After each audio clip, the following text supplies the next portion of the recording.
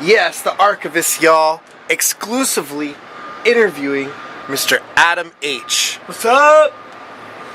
So who is Adam H? Oh my god. I'm bipolar, so I've got actually I'm more than bipolar. I've got 72 personalities. Where do I start? Tell us who you are. I kind of came up in music, love music. I'm a writer-producer. I've got lucky. I've had a bunch of hits and just keeping going, man. Keeping going. I've got a club in LA as well and opening a school in Vancouver.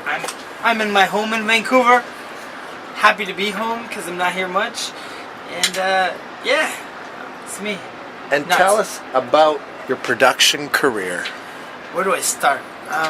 Well, I'm more known for pop R&B, Elisa Strata, of course, Ray J, Neo. I did Bianca, I did Rosette, Crushed, her big hit. I got New School, of course. New School's my group. I don't even know. I've done so many records like pop R&B. I love pop R&B, but I've done some rock stuff like Loverboy. I signed Loverboy. I produced their whole album. I did Def Leppard. I'm loving the rock too, but I'm a pop R&B guy, so I try to mix it all.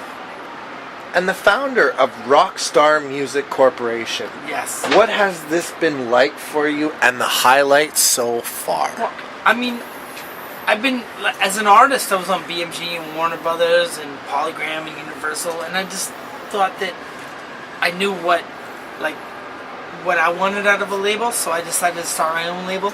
And so I started Rockstar Music Corp. We originally had a deal with Prodigy 1, and now we're with Universal, so we're Rockstar Universal.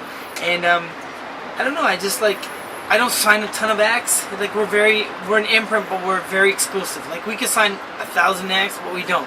So the acts that we sign, like Elise, everybody goes famous. If we don't think it's a priority, we don't sign it. So if it's just pretty good and it'll go gold, we don't take it. It's all about multi-platinum for us. So we're happy. 9 Canadian Music Award nominations. Please tell us the history behind it. Yeah. Oh my God. 9. Yeah. I guess that's the number. It might even be more. I don't even know. We're just lucky. We wake up and stuff just happens. Much music's been really good to us. Radio's friggin' amazing to us. We're in Vancouver, my home city, and the beat, amazing. I love them. They're so good to us. They've been a big part of my company. The thing is about radio here is they invest in us. They not monetary, but they go, okay, this is the record company. We're gonna make this company the big one, and we deliver songs that they like, and they support us to the nth degree. And yeah, I mean, I don't know, radio period's been really good to us. So tell us about those Canadian Music Award nominations. Which ones you've won? Well, I mean, we've won a bunch. I mean, obviously, Elisa Strata, every award she gets nominated for, she wins pretty much. She's a humongous artist for us. Loverboy is, we won a Juno last year for Loverboy. I don't know. I mean, I think a nomination is a win to me. If you get nominated, it means you're doing something right. So whether you win or not, it's politics. I hate to say it, but it's politics. So if you have 5 nominations, all 5 are doing good. It's one of them wins, great for that one, and we're happy to post the trophy in my house and in my office. But everybody that's nominated is a winner to me. So. And Record Label of the Year for 2008 Canadian Music Awards? Yeah, that was cool. It was one of our early years, and the industry recognized us because we kind of came out of nowhere, and we just put out records, and they all went big. So they all kind of went, hey, what's this label doing? And honestly, I don't know if we're doing anything different. We work really hard, and we put everything behind it. I'll throw my wallet on any record I sign. I'll mortgage my place. I'll mortgage this. Because it's all about, our team and what we're going for. But I don't know. I think the industry's been really good to us, and it appreciates that there's been a new fish that kind of came and made some noise. So they nominated us. I like it. And what was the best tour for Rockstar so far? Tour. That's a hard question because every tour has been good. I mean, let's talk about Elise because Elise is obviously my priority, but Backstreet Boys was a great tour. 50 Cent was a great tour. Rihanna was a great tour. Nelly was a great tour. I mean, Lady Gaga opened for Elise when we first started her. So, I mean, I don't know. Like, every tour is good. We haven't had a failure tour. They're all, like, on the financial side, they're good. So, I like them all. Any highlights or memories from any tour that you remember? Every day's a memory to us. I can give you 17 stories every day. Like, 50 Cent was so cool with us. I mean, we had this pop artist, Asian pop artist on top of it, on tour with 50 Cent and Soulja Boy, when Soulja Boy was huge. And all of a sudden, we went into these cities and there'd be 1,000 people out front with at least Strata signs, not 50 Cent signs. And Soulja Boy might have had a problem, which I love you, Soulja Boy, he's cool. But 50 was like, oh, this is awesome. You know, like, take the heat away from 50 and let's put on Elise, we love it. So it was cool. And Backstreet Boys were really cool. I mean, everybody's been cool with us.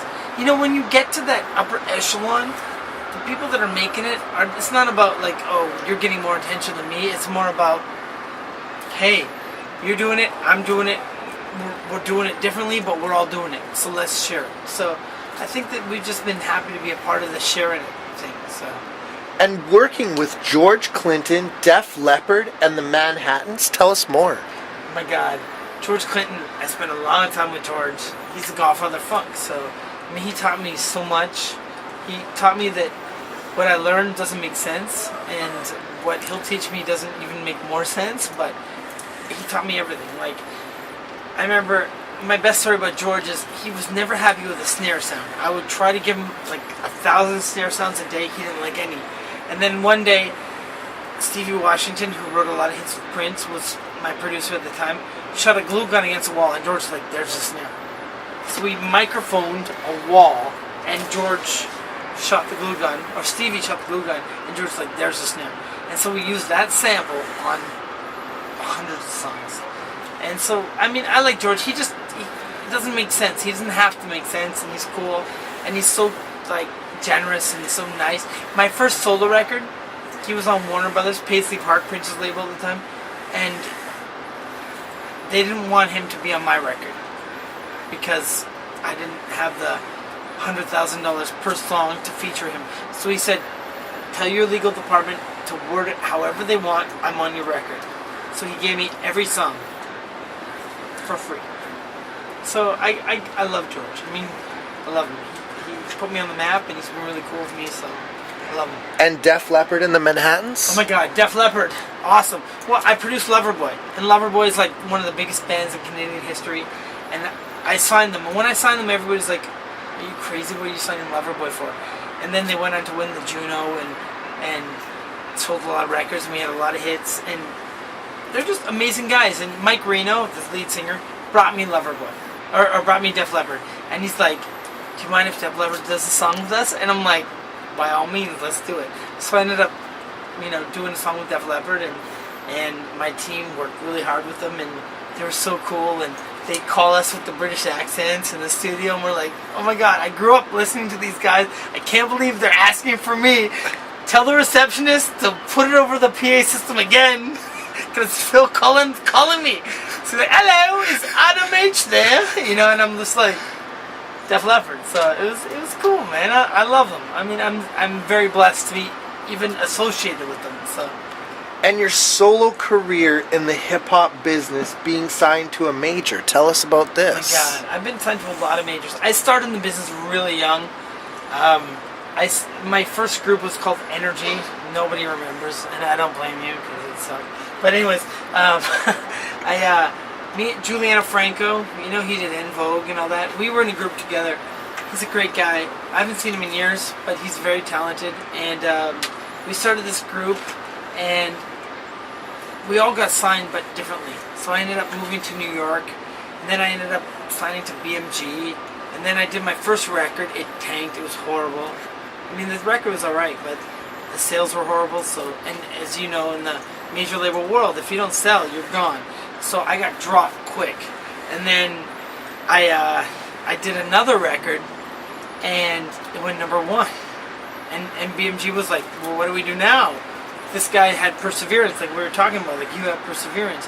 So I just kind of like, I didn't accept the fact that the first record tanked, and I just worked it myself and my team, and then I ended up going #1, and